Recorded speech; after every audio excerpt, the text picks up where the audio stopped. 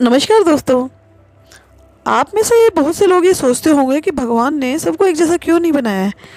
उसने सबको एक जैसी सुविधा क्यों नहीं दी है। भगवान ने हमें ऐसा इसलिए नहीं किया क्योंकि हमारे जो कर्म हैं वो सबके एक जैसे नहीं हैं। इस कहानी में हम उसी के बारे में बात कर रहे हैं। एक दिन एक अमीर आदमी भगवान के दर्शन करने के लिए मंदिर में गया।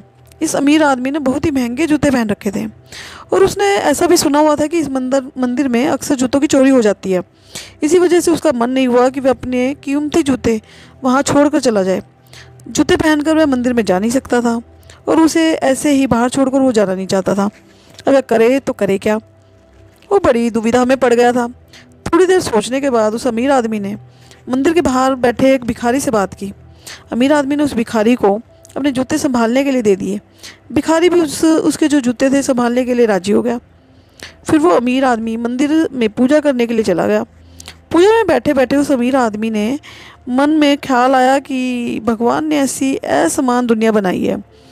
मेरे जैसे कई लोगों को पैरों में कीमती जूते पहनने लायक बनाया है, लेकिन उस बेचारे भिखारी जैसे अनगिनत लोगों को रोटी खाने के लिए भी भीख मांगनी पड़ती है।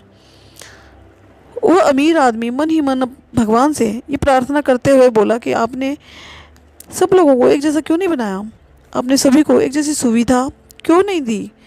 फिर उसने मन ही मन ये तय कर लिया था कि वो यहाँ से वापस जाते समय उस भिखारी को 500 रुपये देकर जाएगा। और जैसे ही पूजा ख़त्म हुई, पूजा ख़त्म होने के बाद जब अमीर आदमी बाहर आया तो उसे ना तो अपने जूते दिखाई दिए और ना ही वो भिखारी ही दिखा। उस अमीर आदमी को लगा कि भिखारी शायद किसी काम से थोड़ी देर के लिए बाहर गया होगा, इसीलिए उसने थोड़ी देर तक वहीं खड़े रहकर भिखारी का इंतज़ार किया। पर काफ़ी देर तक इंतज़ार करने के बाद भी जब वो भिखारी वहाँ वापस नहीं आया तो उस अमीर आदमी को पता चल गया कि वो भिखारी उसे ठग के चला गया है। दुखी होकर अमीर आदमी नंगे पैर ही अपने घर की तरफ चल पड़ा। रास्ते में उस अमीर आदमी ने देखा कि फुटपाथ पर एक जूते चप्पल बेचने वाला बैठा हुआ है। अमीर आदमी एक जोड़ी चप्पल खरीदने के लिए उसके पास पहुंचा। वहां पहुंचते ही उस अमीर आदमी की नज़र उसके जूते जैसे ही एक जूते पर पड़ी। अमीर आदमी पहचान गया कि ये उसी के जूते हैं।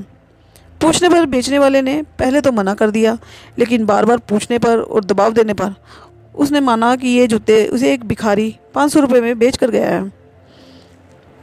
अब वह अमीर आदमी बिना चप्पल खरीदे मुस्कुराते हुए वहाँ से अपने घर की तरफ नंगे पैर ही चला गया।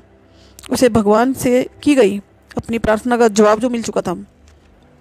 उसे समझ में आ गया था कि जब तक लोगों के कर्म एक जैसे नहीं होते तब तक सब एक समान नहीं हो सकते हैं।